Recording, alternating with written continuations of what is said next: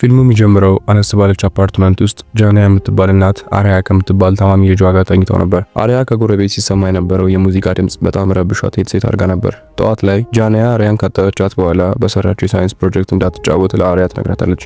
ምክንያቱም ድጋሚ ለሱ የምትከፍለው ገንዘብ ስለሌላት ነበር። አሪያ ለእናቷ አስተማሪያቸው የምሳ ገንዘብ እንደጠየቀቻቸውና አሪያ ላይም በተማሪዎች ፊት እንዳወረቻት ስትነግራት ጃንያ በጣም ትበሳጫለች። ከአፓርትመንቱ ከወጡ በኋላ ጃንያ ቤኒ ለሚባል በዊልቸር ለሚሄድ ሰው ካላት ላይ ሳንቲም ስትሰጠው የቤቷ አከራይ ታያትና የቤት ኪራይ እንድትከፍል ካልሆነ ደግሞ ከቤት እንደምታባረራት ለጃንያ ትነግራታለች። ጃንያ ጊዜ እንድትሰጣትና ገንዘብ ሲከፈላት እንደምትከፍል ለማስረዳት ትሞክራለች። አያይዛም የሚከፍቱት ሙዚቃ እንዲቀንሱ ለአከራይ ስትነግራት አከራያም እንደማትቀንስ ነግራት በድጋሚ የቤት ኪራይ እንድትከፍል ትነግራታለች። ጃንያም ለአሪያ የጠየቀችው ገንዘብ ሳሳት ላይ ይዛላት እንደምትሄድ ቃል ትገባላትና ትምህርት ቤት አዲሳት ወደ ስራ ትሄዳለች። ስራ ቦታዋ እንደደረሰችም ግሮሰሪው በሰው ተጨናንቋል። አሰሪዋ ሪቻርድም ሰላምታ እንኳን ሳይሰጣት በቀጥታ ወደ ስራ ቦታዋ እንድትሄድ ይነግራታል።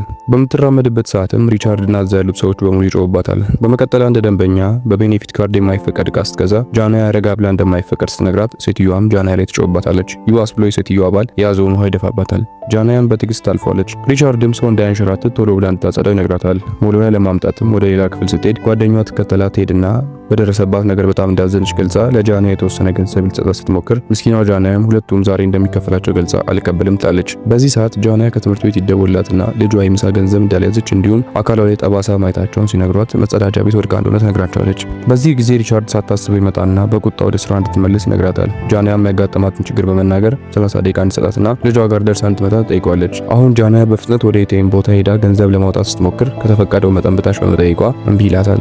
ጃንያም ባዶ እጇን ወደ ልጇ ትምህርት ቤት እየሮጠች ስትደርስ ልጇ ለማደጎ እየተሰጠች እንደሆነች ታያለች። ጃንያ ልጇ እንዲያወስዱባት እያለቀሰች ትለምናቸዋለች። ነገር ግን ለመናዋ ከንቱ ነበር።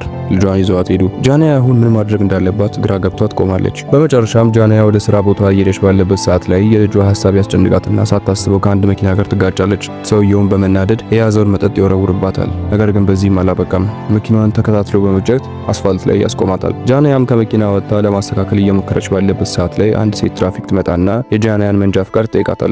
ጃንያም ትሰጣታለች። ትራፊኳም የጃንያ መንጃ ፍቃድ ጊዜው ያለፈበት እንደሆነ ስትነግራት ጃንያም ዛሬ ገንዘብ እንደምታገኝና እንደምታድሰው ለመግለጽ ትሞክራለች። ነገር ግን ትራፊኳ መታወቂያዋን ጨምራ መኪናዋንም ትወስድባታለች። የጂና ፈተና ግን በዚህ አላበቃም። ወደ ቤቷ ስትመለስ አከራዋ ሙሉ የቤት ንብረቷን ውጪ በትናው ዝናብ ላይ ትመለከታለች። ጃንያ አሁን መከራዋ በዝቶባታል። ጃንያ እጅግ አዝና ወደ ስራ ቦታ ተመልሳ የሰራችውን ገንዘብ እንዲሰጣት ሪቻርድን በትህትና ትጠይቋለች። በዚህ ጊዜም ሁለት የታጠቁ ሌቦች ወደ ቢሮ ይገቡና ለመዝረፍ ይሞክራሉ። በሰዓቱ ጃንያ የለበሰችው የስራ ልብስ ላይ ስሟ ተለጥፎ ስለነበር አንዱ ሌባ ስሟን ይጠራውና የያዘችውን ቦርሳ ሊቀማት ሲሞክር ታግላ የያዘውን መሳሪያ ትቀማውና ተኩሳ ትጥለዋለች።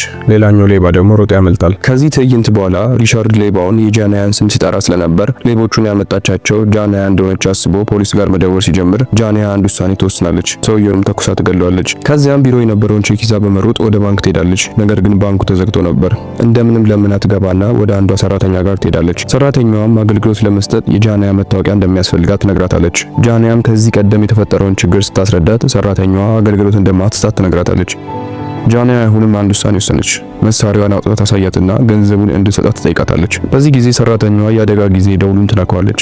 ኒኮላ የተባለችም ሴት በሁኔታው በመደናገጥ ፖሊስ ትጠራለች። በቦታው የደረሱት ፖሊሶችም የጃንያን ድርጊት በደህንነት ካሜራ እየተከታተሉት ነበር። ፖሊሶቿም በፍጥነት ወደ ግሮሰሪው በመሄድ የጃንያን ጓደኛ ስለ ጃንያ ይጠይቋታል። የጃንያ ጓደኛም ትከላከልላታለች። ፖሊሶቹም ወደ ጃንያ የቀድሞ ቤት ሄዱና መረጃ ለማጣራት በሚሞክሩበት ሰዓት ላይ ስልክ ይደወልላቸውና እንደገና ተመልሰው ይሄዳሉ። አሁን ላይ ባንክ ውስጥ ጃንያ ለሰራተኛዋ የምትፈልገው የገንዘብ መጠን $47 ብቻ እንደሆነ ተነግራትና ሌላም እንደማትፈልግና ሌላውን ገንዘብ እንድትመልሰው ትነግራታለች። በዚህ ጊዜም ፖሊሶች ከባንኩ ውጭ ሆነው ባንኩን ከቦ ይተጠባበቁ ነበር። አሁን አንድ ነገር ይፈጠራል።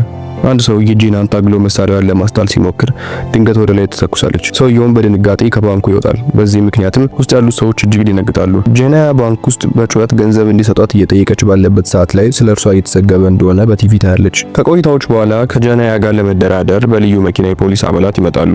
ስልክ ደውለውም ጃንያን ለማውራት ይሞክራሉ። ውስጥ የተፈጠረውም ተኩስ ድንገት እንደሆነ ትነግራቸዋለች። ኒኮላም ከቆይታ በኋላ የጃንያን ገንዘብ ይዛ ትመጣለች። ጃንያም የምትፈልገውን $47 ብቻ ወስዳ ሌላውን ትመልስላታለች። ፖሊሶቹ ጃንያ በቦርሳዋ የያዘችው የልጇ ፕሮጀክት ቦምብ ስለመሰላቸው በጣም ሰክተዋል። ከሰራተኞቹ አንዷም እየተፈጠረ ያለውን ነገር በቀጥታ ሪካርድ እያደረገች ስለነበር ብዙ ሰዎች ጃንያን ደግፈው ነፃ እንድትወጣ ሰልፍ ወጥተው ነበር። በዚህ አጋጣሚ ሁለት ሰዎች ከባንኩ ያመልጣሉ። ጃንያም በሩን እንድትቆልፈው ለኒኮላ ትነግራታለች። ኒኮላም በሮቹን ትቆልፋቸዋለች። የአሪያ ፕሮጀክት በተደጋጋሚ እየጮኸ ነው። ፖሊሶቹን ፈንጂ ስለመሰላቸው ነገሮች እያበቁ እንደሆነ ነው የሚያስቡት። ጃንያም በቶሎ ድምጹን ታጠፋዋለች። ጃንያ ከአንዱ ቢሮ ትገባና ወንበር ይዛ መጣ ለሰራተኞቹ ስለደከማቸው እንዲቀመጡ ትሰጣቸዋለች። ውጪ የነበሩትም የፖሊስ አባላት እንዴት አድርገው ወደ ውስጥ መግባት እንዳለባቸው እየተማከሩ ነበር። ከፖሊሶቹ አንዷ ውስጥ ላሉት ባልደረቦቿ ጃንያ ሰው ለመጉዳት እንዳላሰበች ገልጻ ኤፍቢአይን እንዳይጠሩ ትነግራቸዋለች። አሁን በድጋሚ ወደ ባንኩ ስልክ ከፖሊሶቹ ይደወላል። ጃንያም አንስታ የደረሰባትን ሁሉ ችግር ትናገራለች። ገንዘብ ማጣቷን፣ ልጇ መወሰዷን፣ ከስራ መባረሯን እንዲሁም ከቤት መባረሯን በሙሉ ትነግራቸዋለች። ፖሊሷም በጃንያ ንግግር ልቧ ይነካል። ጃንያንም እንደምትረዳት ቃል ትገባላትና ከባንኩ እንድትወጣ ስትነግራት ጃንያ መውጣት እንደማትችል ትነግራትና ስልኩን ትዘጋዋለች። በዚህ ሰዓት ጃንያ በደህንነት ካሜራ እየታየች እንደሆነ ስላወቀች በቀጥታ ትሄድና ካሜራዎቹ ታጠፋፋቸዋለች። በዚህ ጊዜም ፖሊሶቹ ምንም አይነት መረጃ ማግኘት እንደማይችሉ ያሉ። አሁን ኒኮላና ጃንያ ቢሮ ውስጥ እያወሩ ነው። ኒኮላም ጃንያ በጣም ጥሩ ሴት እንደሆነች እየነገረቻት ባለበት ሰዓት ላይ ኤፍቢአይ በቦታው ይደርሳል። ጃንያም በጣም ትደነግጣለች። ውጭ ያሉት ሰዎችም ጃንያ ነፃ እንድትወጣ ይፈልጋሉ። ቤኒም በቦታው ተገኝቶ ስለ ጃንያ ደግነት እየመሰከረ ነው። ጃንያ ውስጥ ካሉት ሰዎች ጋር በሰላማዊ መንገድ እያወራች ነው። በተፈጠረው ነገር ይቅርታ ትጠይቃቸዋለች። እናም ፈልጋ ሳይሆን ለልጇ ብላ ያደረገችው ነገር እንደሆነ ትነግራቸዋለች። አያይዛም ዶክተሮቹ አርያን በበቂ ሁኔታ ክትትል እንዳላደረጉላት እንዲሁም ደግሞ ምንም አይነት ኢንሹራንስ እንደሌላት ትነግራቸዋለች። ጃንያ ትቀጥልና እስር ቤት መግባት እንደማያስጨንቃት ነገር ግን ከልጇ ጋር መለያየት እንደማትፈልግ ትነግራታለች።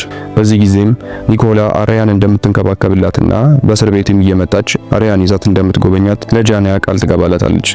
የአርያ ፕሮጀክት በድጋሚ ጮኸ። ሁሉም እንደገና ድንጋጤ ወረራቸው። ጃንያም ፈንጂ እንዳልሆነና የልጇ ፕሮጀክት እንደሆነ ትነግራቸዋለች። ከዚህ በኋላ ሁሉም ይረጋጋሉ። አንዷም ሰራተኛ ወደ መጸዳጃ ቤት ትሄድና በያዘችው ሊፕስቲክ ምንም አይነት ቦምብ እንደሌለና መሳሪያ ብቻ እንደያዘች መስታወት ላይ ትጽፍላቸዋለች። በመጨረሻም ኒኮል ጃንያን ታሳምናትና አርያን እንደምትንከባከብላት ቃል ትገባላታለች። በኋላም ጃንያ እጇን ወደ ላይ አድርጋ ከባንኩ ትወጣና እጅ ለፖሊሶቹ ትሰጣለች። ፊልሙም እዚህ ጋር ያበቃል።